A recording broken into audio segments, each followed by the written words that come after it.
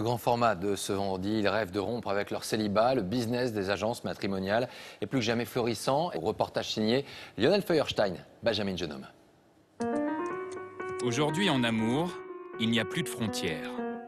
Plusieurs agences matrimoniales très sérieuses vous proposent de rencontrer l'âme sœur à l'étranger. Des entreprises qui ont pignon sur rue, comme Eurochallenge. Et vous pourrez voir la suite de ce reportage demain dans 13h15 le samedi.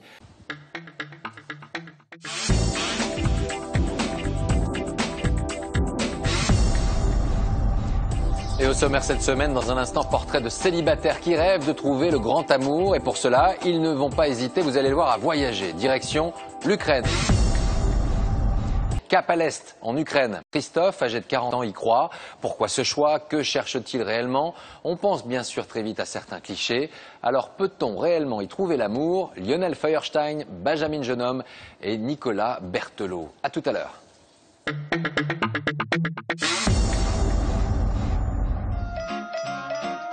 Pour trouver le grand amour, il faut parfois donner un petit coup de main au destin.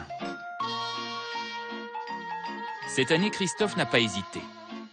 Le célibataire s'est inscrit dans une agence matrimoniale internationale. Il est persuadé que la femme de sa vie l'attend quelque part à l'Est, en Russie ou en Ukraine.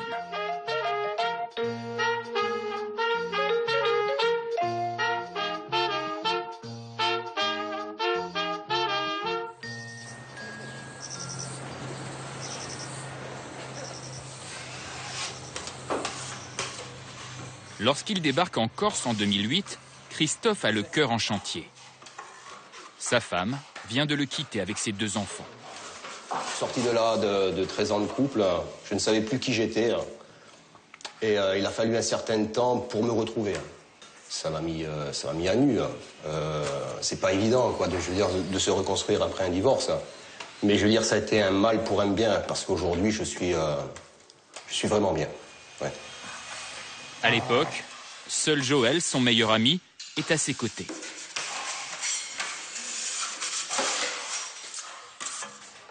Ça a été dur? Ah si, quand même. Hein. Ouais. C'est pas facile. Hein. Bon, après, petit à petit, il est bien. Maintenant, on travaille et tout. Il manque plus qu'une femme tranquille, bien, quoi, comme lui. Sur l'île de Beauté, Christophe n'a pas rencontré la perle rare. Alors l'artisan a contacté une agence de rencontres spécialisée dans les femmes slaves.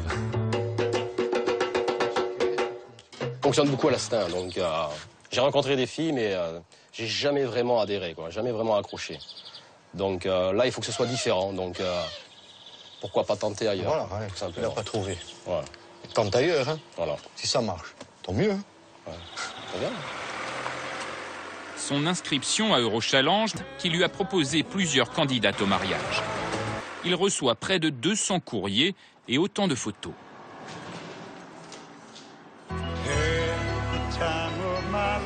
Musique romantique pour rentrer? Ouais, évidemment. Logique, non? Finalement, il ne choisit qu'un profil, celui d'une femme russe de 35 ans, directrice commerciale. Ça, c'est Arina. Arina. C'est la première photo que vous aviez eue d'elle? Oui, la toute première. Ouais. C'est son côté naturel qui m'a plu, hein. Son côté simple. Voilà. Vraiment sans artifice.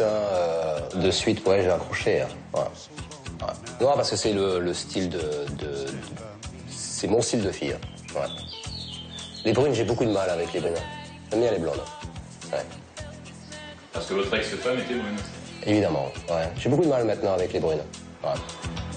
Après quelques échanges de courriers, Christophe lui a proposé de venir le voir chez lui en Corse. C'est lui qui prend en charge son voyage. Vous n'avez pas le sentiment d'acheter une rencontre? Non, non, absolument pas. Après, c'est le même principe que quand on s'inscrit sur Mythique, on paye quelque chose, un service. Hein. Vous avez dit que cette somme, c'est normal par rapport au service qu'ils vous rendent, c'est ça? Je pense qu'un divorce, ça coûte plus cher qu'une rencontre, donc ça va pas déranger. Christophe est en retard.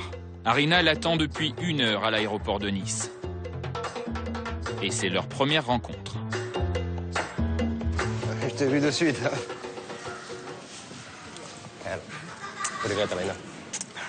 Ah bah, il n'y a pas beaucoup de bagages. You drink? Ah, une petite précision, Arina ne parle ni français ni anglais. Bon, bah, à la voiture, the car. En fait, pour communiquer, ils ont besoin d'un logiciel de traduction sur Internet.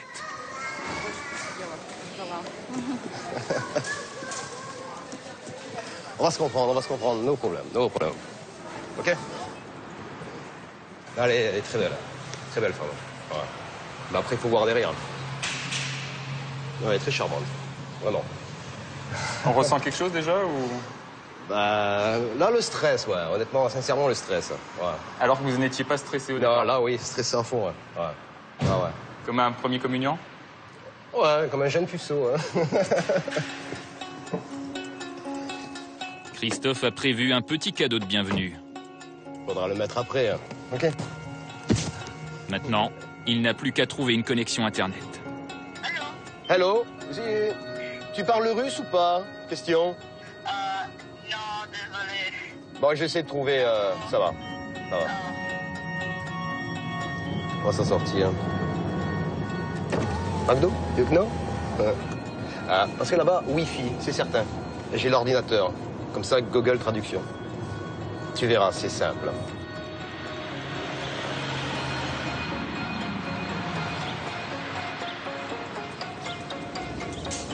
Not good traduction.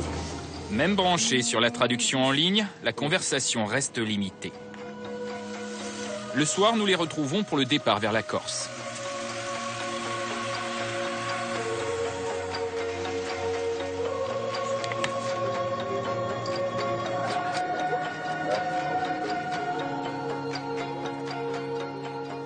Donc là, ce soir, c'est chambre à part, c'est ça? Ouais, chambre à part. Bah, peut-être ça va durer toute la semaine, hein. Le soir, un peu tard, le courant passe bien. Vous commencez à rigoler Oui, on a rigolé, ouais. Ouais. Ben, quand je prononce des mots en russe et elle en français, ça le va pas, ça le fait pas, quoi. Voilà. Elle roule les R. Voilà. On est paré.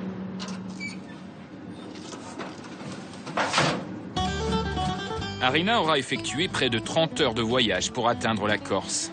Mais à l'arrivée, elle est ravie. C'est beau la Corse. C'est une île magnifique. Maintenant, il faudrait qu'elle tombe amoureuse de vous et de la Corse. La Corse, c'est moins difficile. De moi, ça sera nettement plus difficile.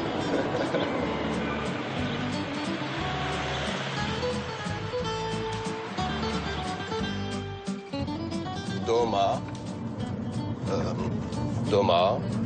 montagne, Doma.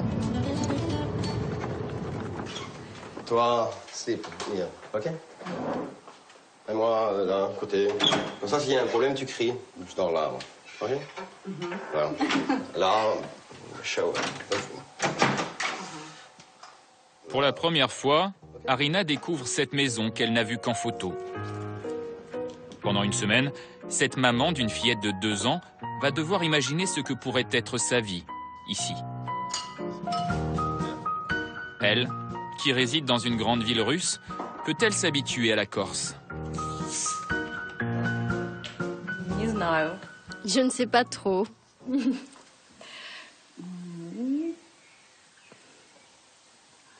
Oui, non. Pour Christophe, comment dire? Il faut qu'on discute un peu plus, qu'on apprenne à se connaître. On verra après. Mais je le trouve plutôt sympa.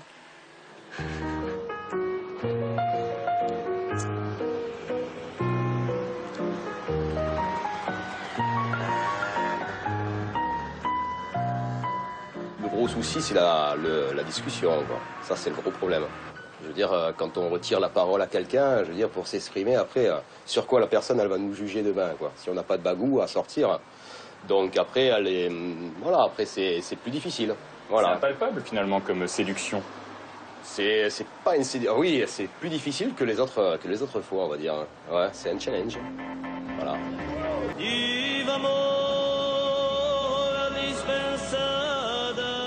Près du golfe de Propriano, Arina et Christophe s'apprivoisent encore. Chacun essaye de retenir quelques mots de français ou de russe. Aujourd'hui, Une amie les aide pour la traduction. Oui, ça c'est bureau. Comment on dit bureau Office. Office. Avec salle de bain indépendante. Mais ça aussi, on sait faire, le carrelage. Dis-lui qu'on sait faire aussi le carrelage. Cette maison est très bien. On devrait la garder pour nous, hein.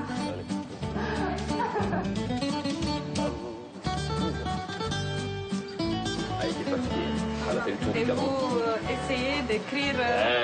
Phonétiquement, ouais, ça donne ça. C'est bon. Finalement, c'est agréable de ne pas entendre souvent parler sa copine. C'est d'un calme reposant. Non, je ne lui dis pas ça. Non, humour français, humour à la française. C'est difficile pour moi de me taire car j'adore parler, raconter. Je suis une personne expressive. J'aime rire et faire rire. Et là, je me sens un peu frustrée. Les hommes russes sont très différents des hommes français. L'homme russe est toujours un peu rustre. Il veut tout de suite. Comment dire? Le confort, que la femme travaille, qu'elle s'occupe du linge, qu'elle fasse le ménage, la cuisine, et qu'elle s'occupe aussi de la famille, tout ça. Et de préférence, qu'elle gagne bien sa vie. Ici, c'est différent. Les hommes sont plus aimables, plus romantiques. Ils prennent soin de vous, ils sont tendres.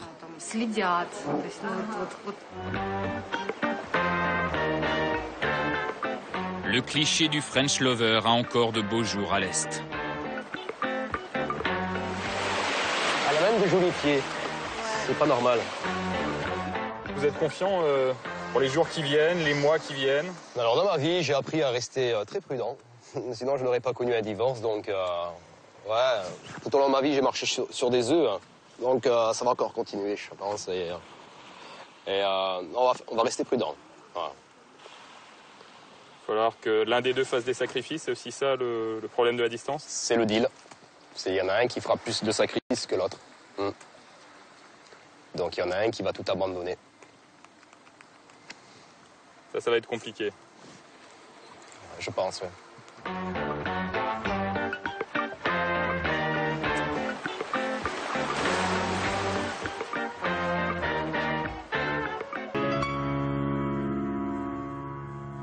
Et dans quelques temps, 13h15 reviendra sur ces histoires d'amour dont certaines réservent déjà quelques surprises.